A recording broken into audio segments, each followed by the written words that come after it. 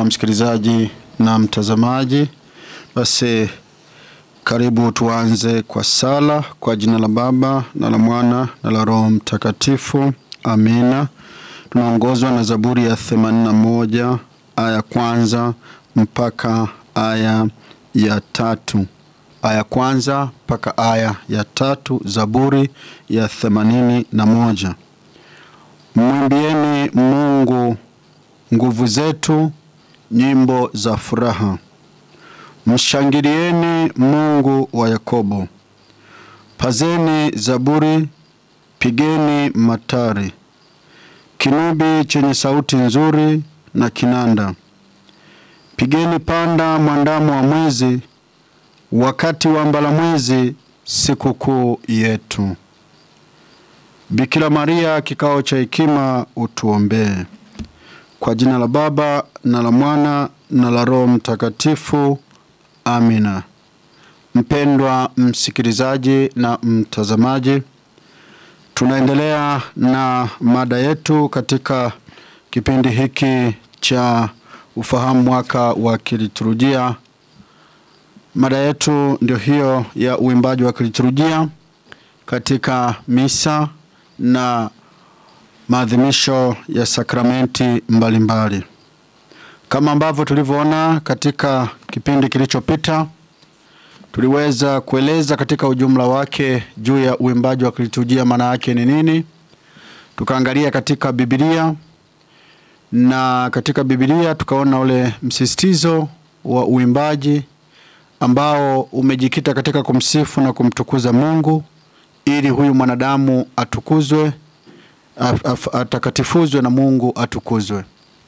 Lakini zaidi sana tuliangalia uundwaji wa kwaya, kwamba kwaya si tu swala lililo tujitokeza tu labda hivi karibuni, lakini ni mpango wa Mungu kupitia nafsi ambazo ziliishi kipindi kile.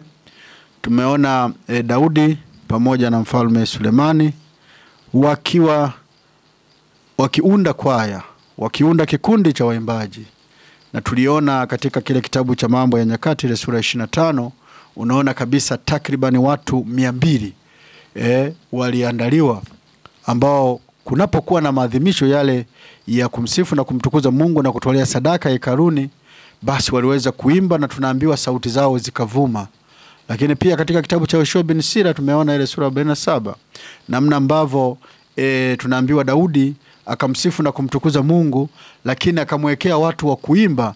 Tunaambiwa madhabahuni pakapaa sauti zenye kupendeza, sauti nzuri kuanzia asubuhi mpaka jioni.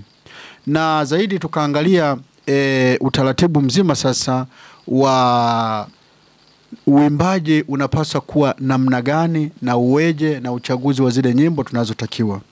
Sasa kutokana na maswali ambayo yamekuwa kiulizwa na kutokana na changamoto ambazo bado tunaziona, kwa sababu wakati mwingine ni kweli tunatoa mafundisho hivi redioni, lakini basi kuna wale wanaofuatilia, kuna wale ambao hawafuatilii, lakini pia kuna wale ambao basi wanaolewa ukweli lakini bado hawafuatilii, lakini labda wengine hawajui au hawaufuati ule ukweli. Sasa tunapenda kuangalia sehemu moja moja katika maeneo ambayo ndani ya adhimisho la misa takatifu au sakramenti mbalimbali tunapoadhimisha tunaimba.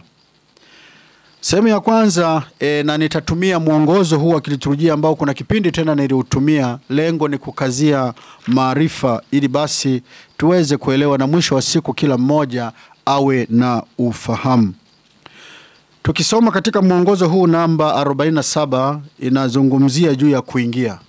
Na tukumbuke kuingia maana yake tunaanzia mahali fulani ambapo tumevalia mavazi ya misa, kama ni askofu pamoja na mapadri, shemasi na watumishi wengine, hao ndio wanaanza kuandamana. Sasa hii namba 47 katika mwongozo huu ambao ni uratibu mkuu wa misale ya Kiroma unaeleza hivi: watu wakiisha kusanyika, wakati kuhani anapoingia pamoja na shemasi na wahudumu, wimbo wa kuingia unaanzishwa. Wimbo wa kuingia unaanzishwa. Sasa hapa naomba nieleze kitu ambacho naona kumekuwa kuna changamoto, lakini pia inaonekana watu hatuelewi kutokana na mazoea ambayo tumekuwa nayo.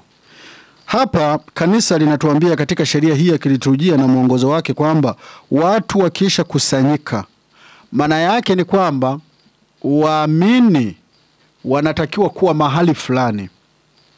Wakati huo huyu mwazimishaji mkuu kama ni padre au askofu pamoja na wale anaoambatana nao na ambao watakao kuwa nao madhabahuni, hao ndio wanaokuwa katika maandamano. Nilieleza hii kipindi fulani na nikaeleza juu ya ile hali ambapo watu wanabaki nje, wanakuwa wakati mwingine nyuma huko, wakati maandamano yameshaanza, au pembeni wako bize na simu wakipiga picha.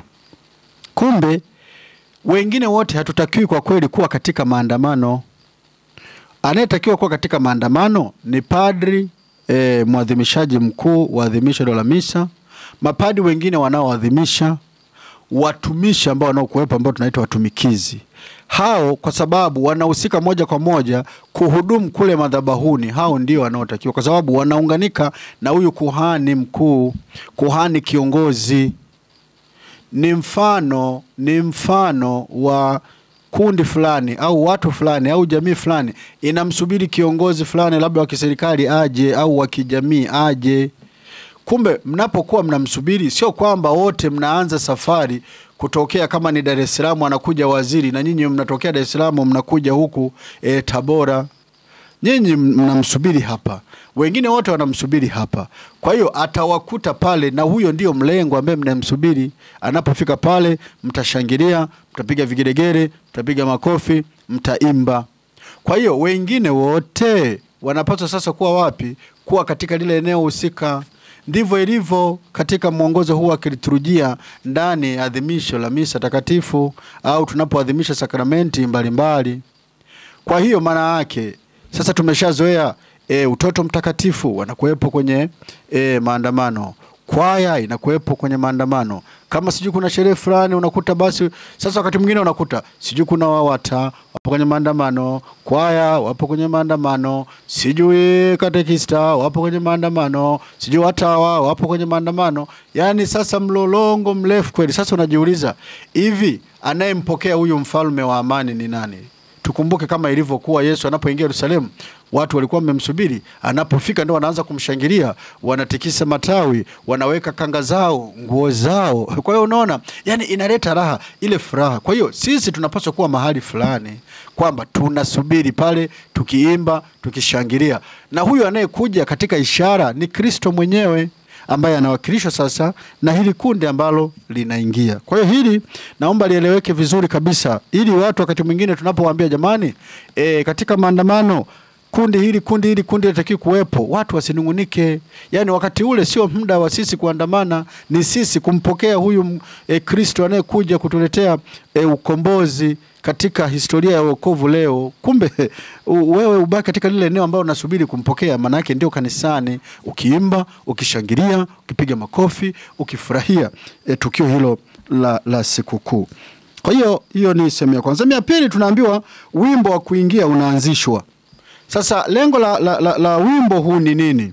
Lengo la wimbo kwanza kabisa ni kufungua adhimisho. Sasa daima adhimisho linafunguliwa na wimbo unaohusika kwa tukio husika. Kila adhimisho adhimisho la kiliturujia maana yake linakuwa ni tukio la siku. Na tukio la siku linakuwa linabeba jambo fulani. Kama ni Dominika au kama ni sikukuu ya Mtakatifu Yosefu, kama sijui ni sikukuu ya Bikira Maria, kama ni sikukuu au sherehe ya moyo mtakatifu wa Yesu, hilo ndio tukio. Adhimisho la kiliturujia katika tukio la kusifu na kutukuza moyo mtakatifu wa Yesu au mama Bikira Maria mkingi wa dhambi ya asili na kadhalika na kadhalika. Kwa hiyo wimbo wa mwanzo lazima ubebe kile ambacho tunaenda kukiadhimisha.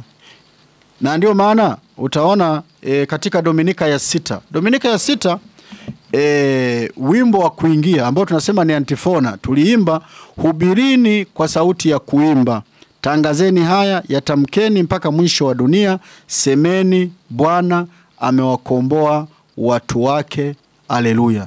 Na tunayakumbuka masomo ilikuwa ni Matendo ya Mitume sura ile ya 15 zile fujo zilizotokea kule Antiokia.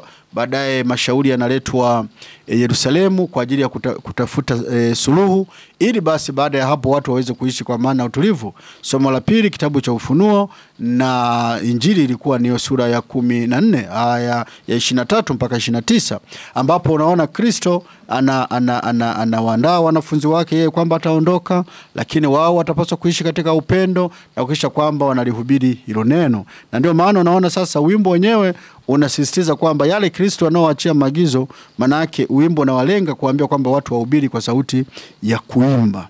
Na katika hilo sasa, wimbo huo ndio wimbo wa mwanzo. Kwa hiyo maana yake anayeandaa huu wimbo aandae maneno haya yaliyopo hapa, asiandae maneno mengine. Kwa sehemu ya kwanza hatuna shida, tunawashukuru walimu watunzi, tunawashukuru pia vikundi vya uimbaji au kwaya kwa sehemu kubwa katika hilo, wanajitahidi mpaka hapo. Sasa baada ya kuingia sasa, nitaelezea yale maeneo ambayo kidogo yana changamoto. Kuna haya maeneo ambayo tunasema ni maeneo ya kawaida, ambayo ni Bwana utuhurumie, utukufu, mtakatifu, mwana kondoo. Hayo hatuna shida nayo kwa sababu tayari tumeshaeleza na yanaeleweka. Ndio maana nikasema nitaenda tu kwenye maeneo ambayo ni changamoto. Kwa hiyo kumbe katika wimbo wa mwanzo ndivyo inavyokuwa, ingawa wakati mwingine unakuta wimbo labda unaimba mwingine au unaofanana na maneno wa kwanza kabisa wimbo huo. Ikitokea kabisa sasa kwamba yani hakuna mtunzi ambaye ameweza kutunga na tujapata kwenye matini ambazo tumezitoa, baraza la maaskofu limeshatoa tini gombo la chuo la 3. Sasa gombo la nyimbo la kwanza inaitwa Enelo ya kwanza, na ile Enelo ya pili ambayo ilikuwa ina rangi kama ya blue au kijani, alafu hii ya 3 ni ile ya Ekaristi Takatifu, nyimbo zake za Ekaristi Takatifu za kuimba wakati wa misa, za kuimba wakati wa kuabudu Ekaristi Takatifu na wakati maandamano ya Ekaristi Takatifu, lo gombo la 3. Na tunategemea kwamba kila kwaya iwe na hilo gombo la nyimbo la toleo la 3, ili sasa tunapoandaa nyimbo zetu, tunapopanga ratiba, basi hizo nyimbo ziweze kuchukuliwa kwa sababu zimewekwa maalumu kwa ajili hiyo. Sasa baada ya hapo kinachofuata katika changamoto ya pili sasa ni wimbo wa katikati, Zaburi. Tumeshaeleza, lakini kama nilivyosema kwa ajili ya kukazia na kutokana na maswali ambayo yamekuwa kiulizwa wakati mwingine, basi tunakutana labda na watu wanauliza na kuwa hivi na hivi kwa sababu ya mazoea. Mwanzoni ilizoeleka kwamba unakuta kwenye wimbo wa katikati mtunzi anaweza akayanyumbua maneno, akayabadilisha maneno anavyoweza. Na hivyo unaweza kukuta labda kama wimbo ni Bwana ni nuru yangu ndio kiitikio na wokovu wangu, ni muogope nani, basi anaweza akachukua tu maneno hapo kwenye hiyo Zaburi ambayo ni Zaburi ya 27, akachukua maneno yoyote ambayo anaona basi ngoja nitungie hapa. Lakini kimsingi kwa kweli haitakiwi kuwa hivyo. Na tumeeleza kwamba kwa sababu Zaburi ni kitabu kimojawapo katika maandiko matakatifu, na neno la Mungu linatukataza kabisa. Mungu anatukataza kabisa. Mungu anatuonya kabisa. Mungu anatukemea kabisa kubadili maneno, kuyanyumbua maneno yake ambayo kwetu ni wokovu, kwetu ni hekima, kwetu ni neema, kwetu ni baraka. Kwa hiyo namna ulivyo wimbo kwenye kitabu cha masomo ya misa, Zaburi, kama kiitikio ni hiki, kiimbwe kiitikio hicho, na yale mabeti yaimbwe kwa kuburuza kama yataimbwa, ili yafate mtiririko ule bila kuongeza maneno, bila kupunguza maneno. Kwa hiyo hilo ni la msingi kulielewa na kukumbuka, kwa sababu ndivyo utakavyoweza kuyaheshimu maneno. Ukianza kuyabadili maneno ya Mungu, maana yake ni kama vile wewe una nguvu kuliko Mungu, una nguvu kuliko kanisa ambalo linaelekeza juu ya nini? Juu ya nyimbo na namna ya uimbaji, kwa sababu tulishaeleza kipindi kilichopita uimbaji katika Biblia na namna alivyokuwa wakiimba na lengo la kuimba ni nini.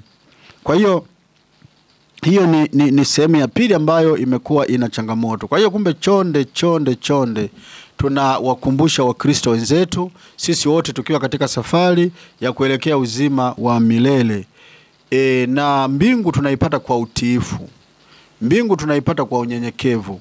Mbingu tunaipata kwa kuwa wasikivu. Bila unyenyekevu, bila usikivu na utiifu, hakuna kuipata mbingu. Hilo tukubaliane kabisa. Hakuna kuipata mbingu. Kwa hiyo kumbe na tukumbuke kwamba sisi kama kwaya maana yake ni chama cha kitume.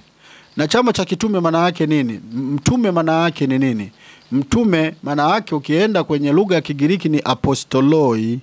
Apostoloi maana yake ni mtume anayetumwa. Yaani wewe unatumwa. Haujui cha kwenda kufanya, unaambiwa nenda kafanye hivi, ukafanye hivi, ukafanye hivi, ukafanye hivi. Mengine utakayoyaongeza ni yale tu yanayoendana na mazingira na hali hiyo inayotakiwa katika tukio hilo nalo lifanya. Na ndio maana Yesu meona jana katika Injili ya Yohane anavyoeleza kwamba huyo Roho atakaye kuja atafundisha yale kwanza atatukumbusha, lakini pili atachukua yale ambayo tayari Kristo ameyafundisha na yeye atayafundisha. Hatafundisha kitu kingine ambacho ni tofauti.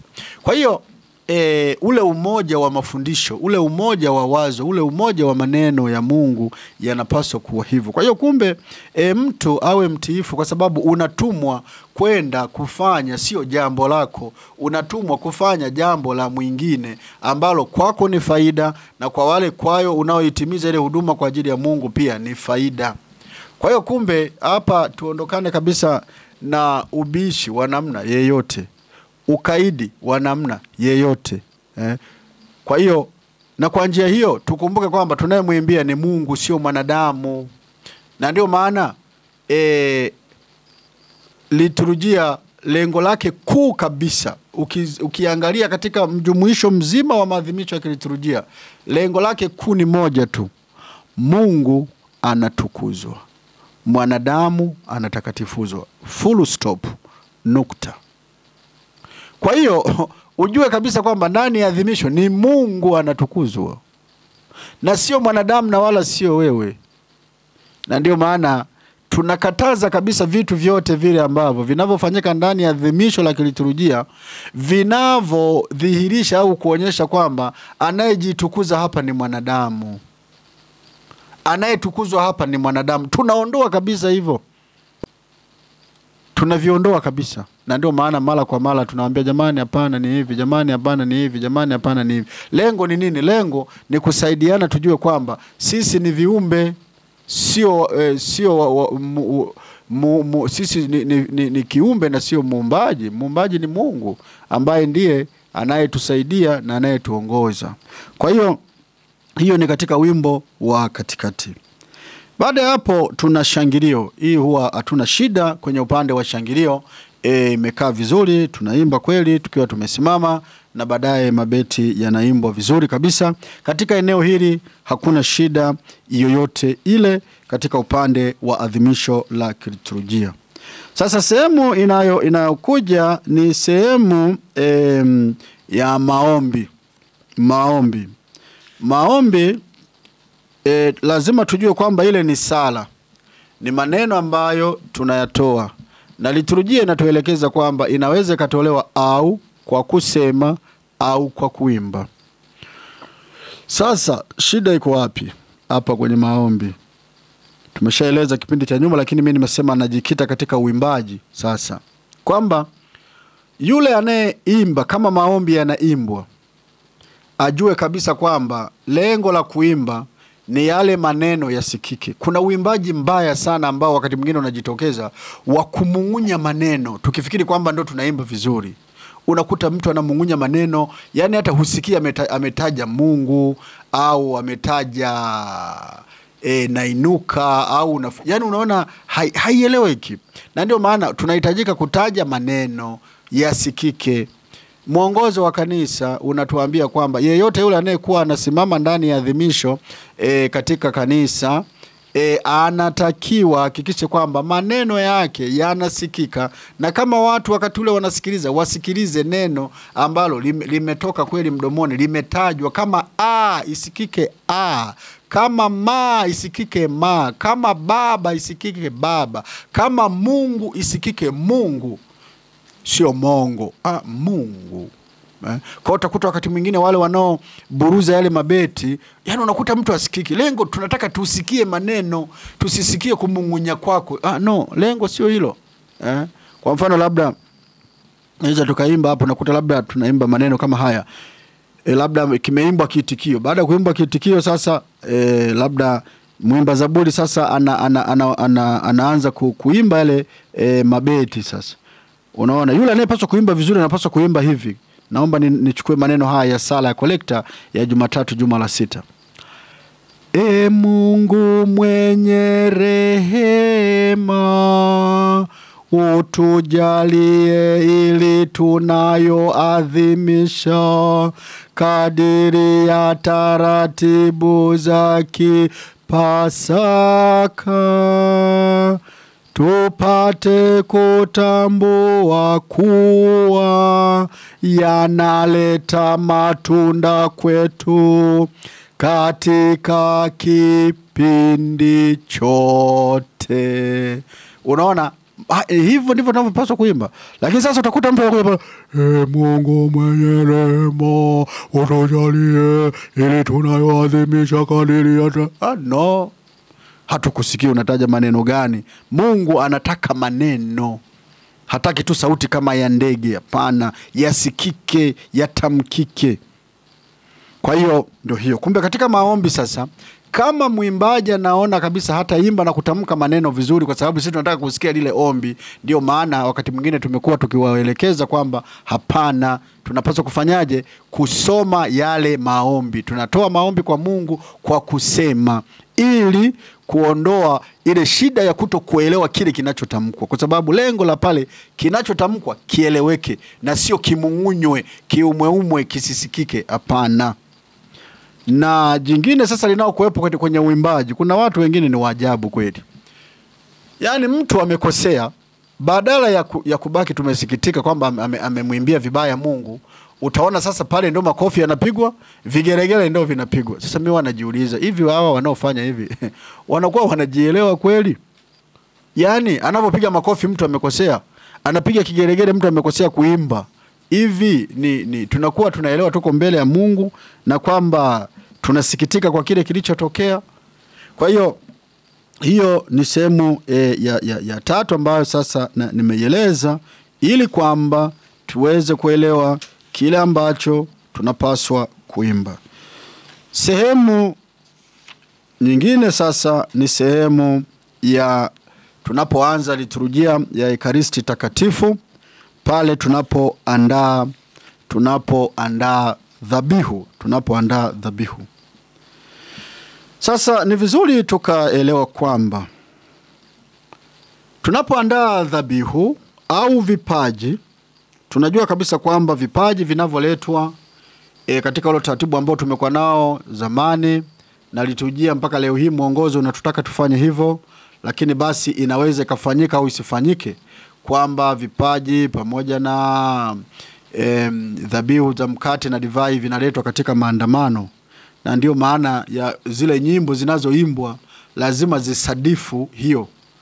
Ingawa sawa sasa hivi wakati mwingine tunachukulia tu moja kwa moja kwenye meza ya vipaji, tunapeleka pala altareni, bado wimbo mtu akisema tunaleta vipaji vyetu, mkate na divai, ni kweli tunaleta hivyo vipaji, lakini huo wimbo kwa kweli uliashiria daima kwamba, au una maana kwamba vile vipaji vinaletwa kwa maandamano na waamini.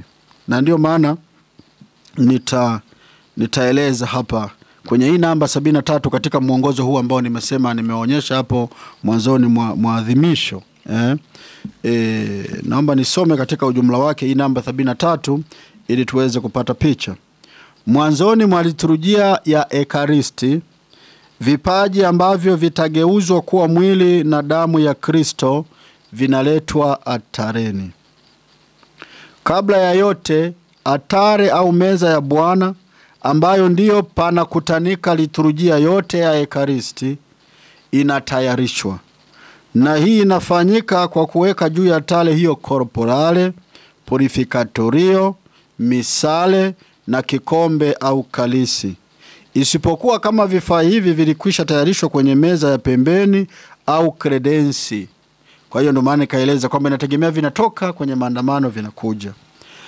Lakini kama vipo kwenye meza ndogo ya pembeni ambao vipaji vimewekwa, basi vinatoka pale vinaelekea altareni. Sasa kisha vipaji huletwa. Sasa sheria inatuambia kwamba ni vizuri mkate na divai vitolewe na waamini. Hupokelewa na kuhani au shemasi mahali panapofaa na kuwekwa altareni. Hii sehemu ya 3 inasema ingawa waamini hawatoi tena mkate na divai inayotumika katika liturujia kutoka mali zao. Yaani maana yake ni kwamba watu wananunua kama ni hostia, wananunua divai. Kumbe wakati ule wa kuleta vipaji kwenye maandamano maana yake wanakuwa wanaleta. Na hii ingeondoa hata ile budget ya kununua divai na hostia, kwa sababu tayari waamini kila Dominika wanafanyaje? Wanaleta. Lakini sasa ndio maana unaona hapa sheria inasema kama walivyokuwa wanafanya hapo zamani. Hata hivyo riti ya kupeleka vipaji hivyo bado ina nguvu na ya maana yake ya kiroho. Hata fedha au vipaji vingine kwa ajili ya maskini au kwa ajili ya kanisa vinavyoletwa na waamini au vinavyokusanywa kanisani huweza kuletwa.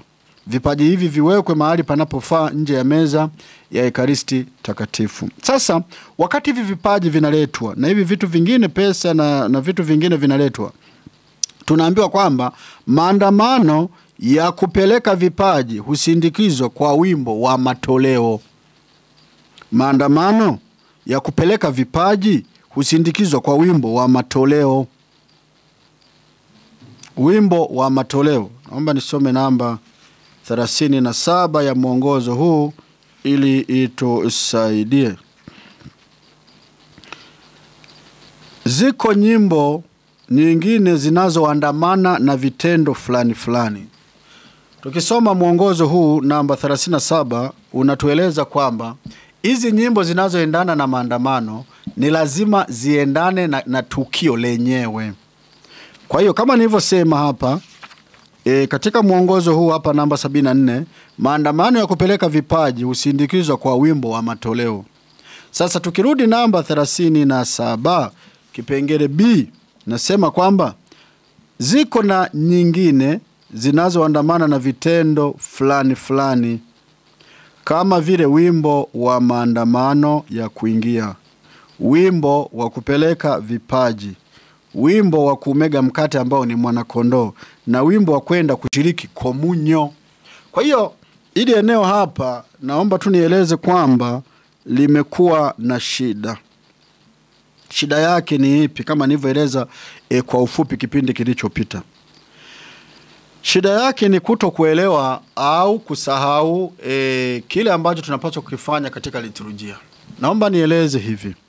Katika adhimisho la liturujia tukisema misa takatifu. Misa takatifu ni tukio lenyewe, tukio la ukombozi wetu ambalo tunakumbuka kwayo Bwana wetu Yesu Kristo aliteswa, akafa, akafufuka, na kwa njia hiyo sisi tumepata wokovu kwa kushiriki katika maisha ya ubatizo na kuendelea kupiaisha maisha yetu ya kila siku. Hiyo moja. Sasa ndani ya tukio hilo kuna matukio ambayo yanaounda sehemu mbalimbali za misa, sehemu moja moja za misa. Na sehemu moja wapo sasa ndio hii liturujia ya Ekaristi takatifu. Na liturujia ya Ekaristi takatifu ndio inaundwa sasa na nini? Kwanza kuna kuandaa vipaji au dhabihu, na hapo kuna kutoa sadaka na vipaji mbalimbali. Sasa nyimbo zinazotakiwa kuimbwa ni zipi? Ndio maana hapa mwongozo namba 37 kipengele B nasema ziko na nyimbo nyingine zinazoandamana na vitendo fulani fulani, kama vile wimbo wa maandamano ya kuingia, nimeshaueleza. Wimbo wa kupeleka vipaji, maana yake uwe wimbo unaohusu kupeleka nini? Vipaji kwa sehemu ya kwanza. Na ndio maana hata sehemu nyingine tumeshawaelekeza baadhi ya wanakwaya kwamba wimbo wa kumega mkate ni mwanakondoo, na wimbo wa kwenda kushiriki komunyo uwe wimbo wa komunyo.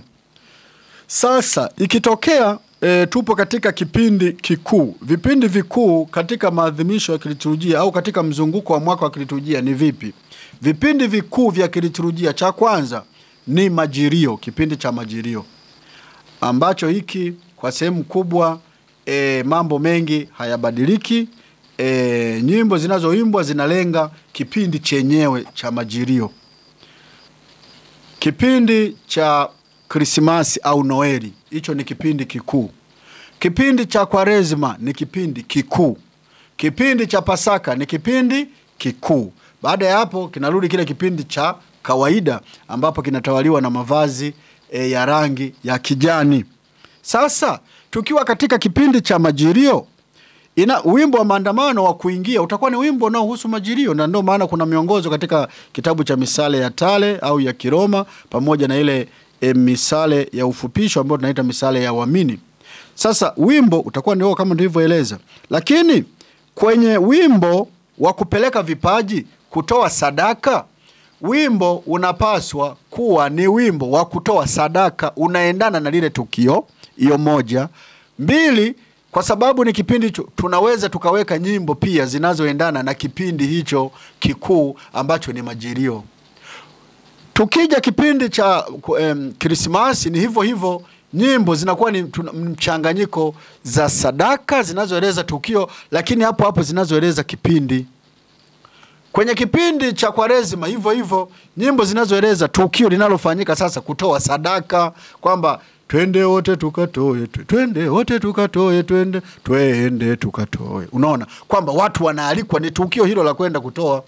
Lakini sasa kadiri wanavyoendelea kutokana na nyimbo na idadi ya watu waliomo ndani ya adhimisho hilo, tunaweza tukaongeza wa kipindi pia cha nini? Kipindi cha majilio, ambao sasa unalenga kuwakumbusha watu katika kutoa kwetu sadaka, tukumbuke kwamba tunapata baraka na neema ya kujiandaa katika ujio wa nini? Wa Kristo. Kwa hiyo basi watu nyimbo zinachanganywa. Lakini tukija kipindi cha Pasaka hivyo hivyo, kwamba wakati wa kipindi kile cha kupeleka wimbo wa kupeleka vipaji, uwe wimbo wa kupeleka vipaji tukio lenyewe.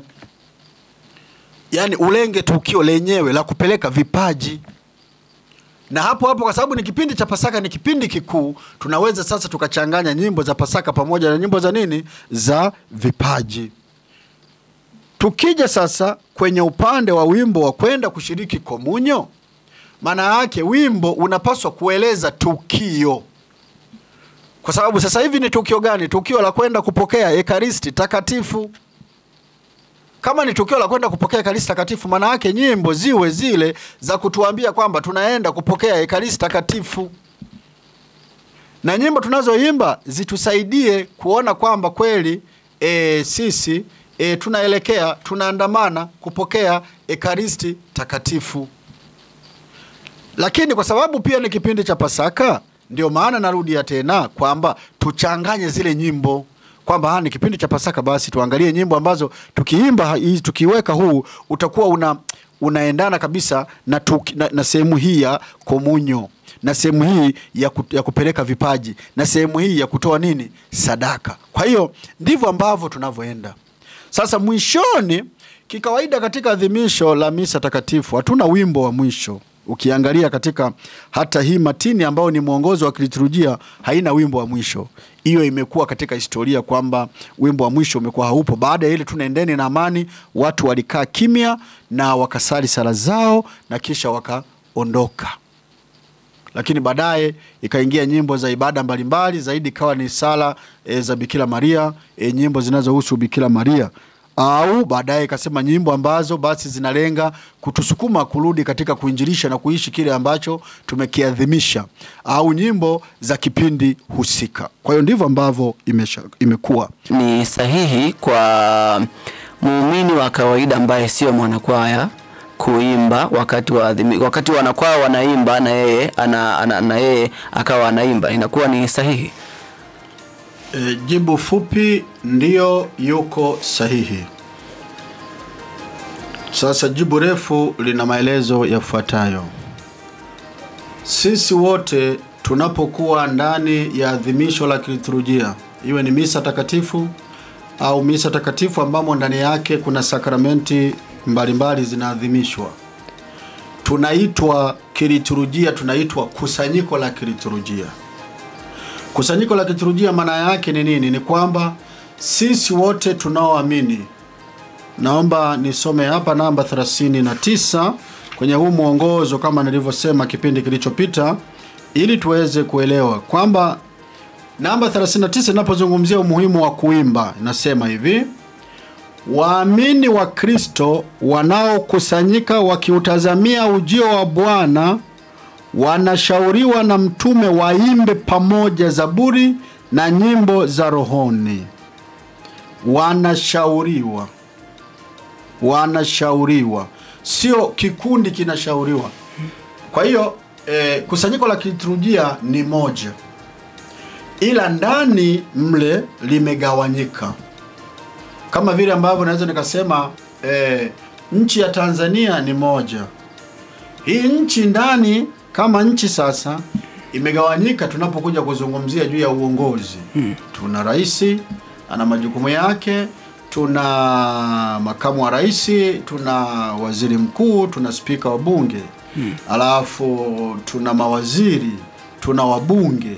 Alafu tuna viongozi sasa wa kiserikali ambao ni wakuu wa mikoa, wakuu wa wilaya na kadhalika. Sasa kila mmoja ana jukumu ambalo analofanya. Na hili jukumu kwa kweli linalofanyika, kuna yale majukumu ambayo yanafanyika moja kwa moja na mtu mmoja. Lakini kuna majukumu mengine kikundi tu kinaanzisha, lakini wengine wote wanafanyaje? Wanashiriki na wanahusika pamoja. Tukiangalia tuzungumzie kwa mfano swala la ulinzi na usalama. Kwa kweli kuna kikundi ambacho kinahusika. Kama nchi wote sisi ni walinzi wa nchi yetu. Ni walinzi wa usalama wa kila mmoja. Lakini kuna kikundi fulani kwa namna ya pekee na kwa malezi na mafundisho katika kujua undani wa usalama na ulinzi, wanajifunza na wanakuwa wamebobea. Kwa hiyo sasa kinachotokea ni nini? Wao wanakuwa sehemu ya kwanza, lakini hawabaki wao peke yao, ila tunashiriki pamoja nao, lakini wao kwa namna ya kwanza na kwa namna ya sheria zinavyo waruhusu na kuwaelekeza. Sasa katika uimbaji ni kwamba kikundi cha uimbaji ni sehemu tu ya uimbaji katika kusanyiko zima la nini? La kiliturujia. Kwa hiyo wao kwa kweli kama vile kinavyofanya kinanda. Kinanda kazi yake ni nini? Tunasema ni kuongoza tu, kusaidia kuimba. Na ndio maana sauti yake inapaswa kuwa ya kawaida na ya chini, isizidi ili ya waimbaji. Ikiwa juu au ikiwa ya juu sana, waimbaji na wenyewe watataka waimbe kwa sauti ya juu zaidi ili wakizidi kinanda. Sasa katika kufikiria kukizidi kinanda ndio wanapayuka. Na ndio sasa unakuta ni vurugu, ni kelele. Ngoma zereki, utafikiri wanaimba watu ambao hawajielewi katika mpangilio fulani. Kwa hiyo kumbe yule aliyeuliza hilo swali tunamshukuru sana kwa kufuatilia pia kwamba wote tunapaswa kuimba, na ndio maana watu tunaimba wote. Ila sasa hawa wengine wanatuongoza, kwa sababu isingewezekana kwa mfano kila siku tunakutana kwenye mazoezi. Hebu fikiri parokia ya Mtakatifu Teresia mtoto Yesu Tabora mjini, wote wanaparokia mkutane kwa ajili ya kufanya mazoezi ya nyimbo. Haiwezekani. Kwa hiyo ndio maana sasa wawepo kikundi fulani ambacho zile nyimbo wanazoziandaa ziwe nyimbo ambazo zinaimbika na wote.